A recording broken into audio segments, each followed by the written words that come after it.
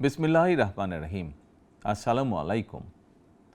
ত্যাগের পরাকাষ্ঠা, তাকওয়ার মহিমান্বিত পথ নির্দেশনা এবং আত্মশুদ্ধির অনন্য বার্তা নিয়ে বছর ঘুরে বিশ্ব মুসলিমের দুয়ারে আবারও হাজির পবিত্র ঈদুল আজহা।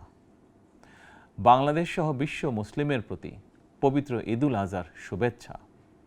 দল, মত, ধর্ম, বর্ণ নির্বিশেষে দেশবাসীকে পবিত্র ঈদের শুভেচ্ছা জানাই। ঈদ মোবারক।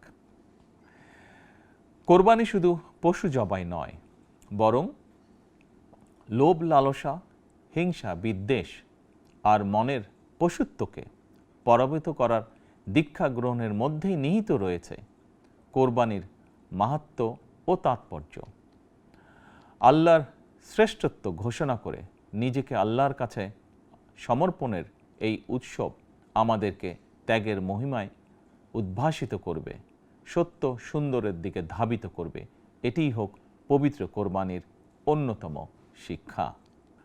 প্রিয় দেশবাসী, যাদেরকে আল্লাহ এবছর কোরবানি করার সামর্থ্য দিয়েছেন, তাদের প্রতি আমার বিনীত আবেদন, এবছর যাদের পশু কোরবানি দেওয়ার সামর্থ্য হয়নি, তাদের সঙ্গে কোরবানির পশুর মাংস ভাগাভাগি করে নিন। এটিও কোরবানির আরেকটি অন্যতম শিক্ষা। প্রিয় দেশবাসী, আপনাদের প্রতি আমার বিনীত আহ্বান, কোরবানির চামড়া যথাযথ প্রক্রিয়ায় সংরক্ষণ করুন। কোরবানির পশুর রক্ত ও বর্জ্য পরিষ্কারের ব্যাপারে পরিচ্ছন্নতা কর্মীদের সহায়তা করুন দয়া করে। যথাসম্ভব নিজেরাও পরিচ্ছন্নতা অভিযানে অংশ নিন সম্ভব হলে, যাতে কোরবানির দিনই সংশ্লিষ্ট স্থানগুলো পরিষ্কার পরিচ্ছন্ন করে ফেলা যায়।